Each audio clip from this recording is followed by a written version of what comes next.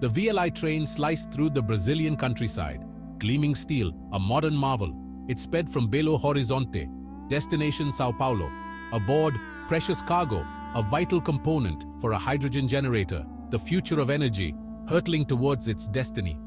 Passengers settled into their plush seats. Outside, the scenery blurred into a canvas of greens and browns. Sunlight glinted off rivers and reservoirs. Inside, a low hum vibrated, a constant reminder of the power coursing beneath their feet. Daniel Ramos felt the vibration through his bones.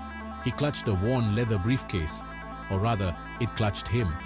A heavy steel handcuff bound his wrist to the handle. He couldn't shake the feeling. He was not just along for the ride, he was part of the cargo.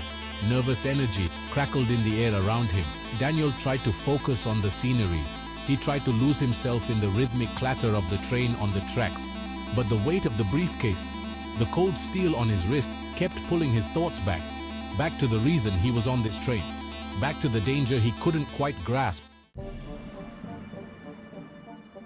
Daniel Ramos was an enigma. Quiet, unassuming, he blended into the background. His clothes were simple, his face forgettable, except for his eyes. They were sharp, alert, constantly scanning his surroundings. The briefcase was unremarkable too, scratched and dented. It looked like it had seen its fair share of journeys. But the weight, it was unnatural. It had to be more than just papers and files inside. Across the aisle, a young mother struggled with a fussy toddler. A businessman barked orders into his phone. Nobody paid Daniel any mind. He was just another face in the crowd, an invisible man, chained to his secret. He rubbed his wrist, feeling the chafe of the metal. The click-clack of the train was a metronome, counting down the seconds. To what? He wasn't sure, but a knot of dread tightened in his stomach. Something wasn't right. A shrill alarm shattered the peaceful hum of the train journey. The lights flickered, plunging the carriages into momentary darkness. Then, with a bone-jarring screech, the train lurched to a halt.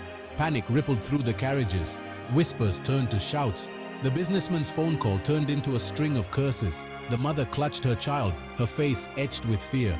Daniel, however, felt a different kind of fear, a cold, sharp fear that sliced through the confusion. This wasn't a random malfunction. This was planned. The train conductor's voice, amplified but shaky, crackled through the speakers. Attention passengers, we apologize for the unexpected stop. We are experiencing a temporary technical difficulty. Please remain calm and seated. His words did little to quell the rising tide of anxiety. Section 4. Echoes of Brasilia. Daniel's mind raced. He knew this pattern. He'd seen it before, not on a train, but in the sterile hallways of Neo Energia Brasilia, the energy giant. He'd been a security consultant then, brought in to assess their protocols. He remembered the blueprints, the schematics for a new generation of hydrogen generators. He remembered the hushed whispers, the sense of urgency, the tight security. And he remembered the breach, a seemingly insignificant part, stolen. The project thrown into chaos. The memory sent a chill down his spine. The weight of the briefcase suddenly felt heavier, more ominous. This wasn't just a train journey, this was a repeat, and he was sitting in the middle of it, chained to the key. Section 5. A desperate call. He had to act, he had to warn them. But who? The train authorities? No, they were likely compromised. He needed to reach someone outside, someone who could intervene. His fingers discreetly found the button on his watch. It wasn't a timepiece, not anymore. It was a lifeline, a last resort. He pressed it, praying it still worked. "This is Ramos," he whispered into the hidden microphone. "Truck Central. Do you copy?" Static. Then a gruff voice, faint but clear. "This is Central. Ramos, what's your status?" Relief washed over him. They were in play. Section 6. Engines ready. "I'm on the 1435 VLI from Belo Horizonte to Sao Paulo," he whispered, his voice urgent. "There's been a security breach. They're after the hydrogen generator component, the one in the secured unit." Silence. Then, "We read you, Ramos. What's your location?" "Approaching kilometer marker 275. We've been stopped." "I think they're preparing to transfer the unit." He could hear the whir of engines in the distance, getting closer. "Understood, Ramos. We have units en route. ETA 10 minutes. Can you hold them?" Daniel looked out the window. The trucks were close.